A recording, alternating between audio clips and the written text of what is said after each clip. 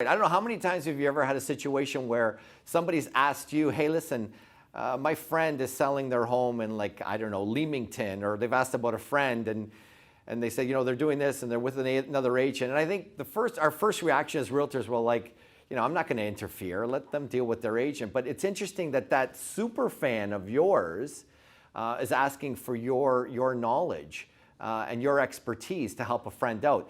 That's a trigger that you of the super fan, and that's when you have to identify them as a super fan. And we're going to treat super fans a little differently than we treat our regular sphere of influence that we've been talking at nauseum about ever since the beginning of real estate. Sphere of influence, center of influence, all that kind of stuff. Yeah, they are a part of this thing, but there's a journey to super fandom.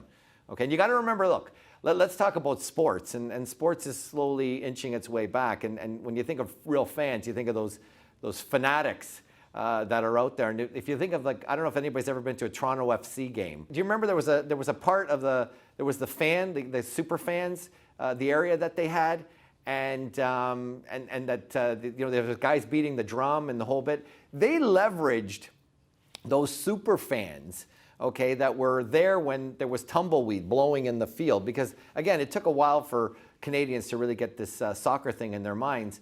And the interesting thing was they really utilized those super fans as part of the endearment and engagement of the game itself. So the super fans spilled over into regular fans, and I think at the beginning people were looking at watching the super fans with their drums and their, you know, the smoke bombs that they would do and all kinds of stuff that was interesting and really catapulted Toronto FC and really got that momentum. So that's super interesting. And then we all know the super fan for the Raptors, and now this guy's a celebrity now, which is kind of interesting. He's actually doing commercials for different businesses, which is kind of crazy. But anyway, and what did his super fandom for the Raptors do to his own business, which is another course we can talk about.